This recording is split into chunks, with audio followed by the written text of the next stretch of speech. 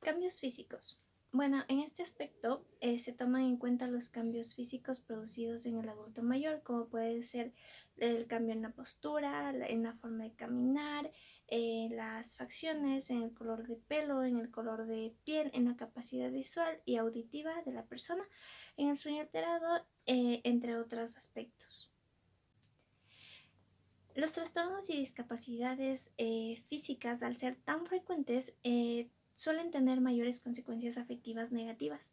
Por este motivo, hay que pensar mucho en la aparición de déficit sensorial, tales como sordera, pérdida de agudeza visual y auditiva, trastornos osteoarticulares. Y es muy importante tener en cuenta que estas alteraciones disminuyen mucho las posibilidades de autonomía personal y funcional e incrementan las necesidades de dependencia y al mismo tiempo fomentan el aislamiento social de la persona. Los adultos mayores toleran menos el estrés que se deriva de los acontecimientos vitales amenazantes y mantienen un comportamiento alerta sobre el funcionamiento de su cuerpo, lo que puede aumentar la conciencia de sus síntomas físicos y como consecuencia de esto la preocupación y el malestar. Además, los síntomas depresivos típicos se mezclan con los cambios normales que se producen durante el envejecimiento, alteraciones del sueño, del apetito, pérdidas de energía y descenso en la actividad física, entre otros. Otros cambios físicos que se pueden presentar son: el tamaño del cerebro disminuye 5% después de los 40 años, y esto sucede cada década. Atrofia representativa en el área frontal, lóbulo temporal, cerebelo, hipocampo y sustancia blanca. También hay cambios relacionados al género. Por ejemplo, en las mujeres se deteriora más el área temporal y en los hombres el área que se deteriora con mayor rapidez es el área frontal. Los cambios cognitivos son los cambios más representativos y notorios. El deterioro cognitivo, definido como la pérdida de funciones cognitivas, depende tanto de factores fisiológicos como factores ambientales y se encuentra sujeto a una gran variabilidad interindividual.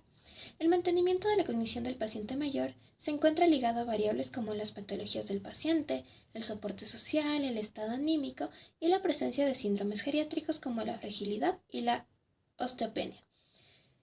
De manera que atribuir las alteraciones cognitivas que se presentan en los adultos mayores solo al aspecto del envejecimiento neurológico sería un error.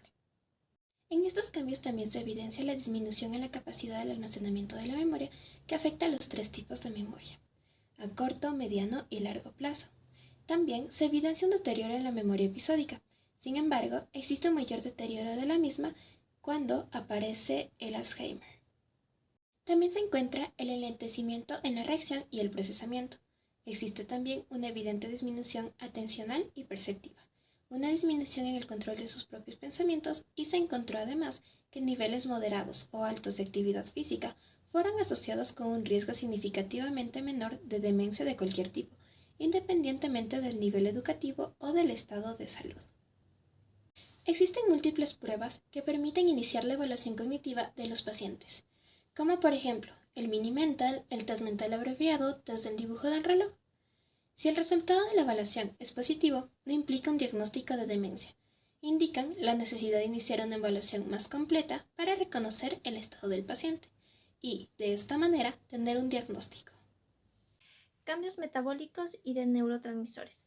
Bueno, aquí existe una alteración de la neurotransmisión, por lo que disminuye la dopamina en un 10%. También disminuye la serotonina y el factor neurotrófico, disminuyendo la plasticidad y la neurogénesis.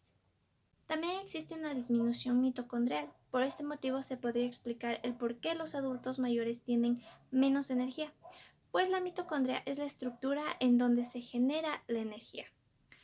Por otro lado, también existe una alteración en las hormonas sexuales, en la testosterona y progesterona, y esta alteración es mayor en mujeres. En cuanto a los factores protectores, tener una dieta saludable ayuda a tener un daño oxidativo menor, pues la ingesta moderada de alcohol reduce también las probabilidades de tener algún accidente cardiovascular, puesto que consumir altas cantidades de alcohol altera el flujo sanguíneo y pues se le obliga al cuerpo a metabolizar algo que no sabe cómo hacerlo. Asimismo, cuando existe una buena actividad física, existe una menor reducción de densidad de sustancia blanca, lo cual significa que al tener una buena actividad física no se pierde demasiada mielina. Asimismo, la escolarización y los factores ambientales tienen una gran contribución en la reserva cognitiva. Deterioro cognitivo. Bueno, aquí es importante entender que la demencia es definida como una condición adquirida que se caracteriza por el deterioro de al menos dos dominios cognitivos, como pueden ser la pérdida de la memoria, la atención, el lenguaje, funciones visoespaciales o funciones ejecutivas, mismas que interfieren en las interacciones sociales u ocupacionales de la persona. El déficit cognitivo, al ser una patología multifactorial con una gran influencia de factores sociales y ambientales, en su etiología no puede ser manejado tan solo con un enfoque clínico farmacológico, sino que requieren políticas públicas de salud que evalúen al paciente de forma integral, permitiendo una detección temprana del déficit neurológico y los síndromes geriátricos relacionados con el deterioro de la calidad de vida. La depresión es la patología más frecuente pero menos diagnosticada, ya que sus síntomas han sido normalizados mucho socialmente. Usualmente, esta patología es identificada por los cuidadores primarios. Algunos síntomas que pueden presentar son tristeza patológica, anedonia, alteraciones en el apetito, alteraciones motoras, sentimientos de inutilidad, y algunos síntomas en grados extremos pueden ser pensamientos recurrentes de muerte y pensamientos suicidas. Ansiedad. Es el miedo constante al futuro, así como también la reacción emocional de peligro inminente y desconocido. Por ejemplo, miedo a morirse o miedo a perder a un ser querido. Es de origen cognitivo con expresiones físicas y a que pueden existir respuestas fisiológicas y cognitivas, como pueden ser la angustia, dolor del pecho, náuseas, constipación, entre otras. Esta patología es constante, por lo menos en esta etapa, porque es una época llena de incertidumbre. Algunos factores de riesgo son la personalidad, el funcionamiento intelectual, las enfermedades físicas y los cambios sociales. La hipocondría es la sensación constante de tener cierta patología, por lo que se acude de manera repetitiva al médico. Existen muchas quejas, se vuelven más dependientes, no existe un diagnóstico de esta patología porque no existe. También permite desplazar ansiedad a enfermedad imaginaria o aceptación social.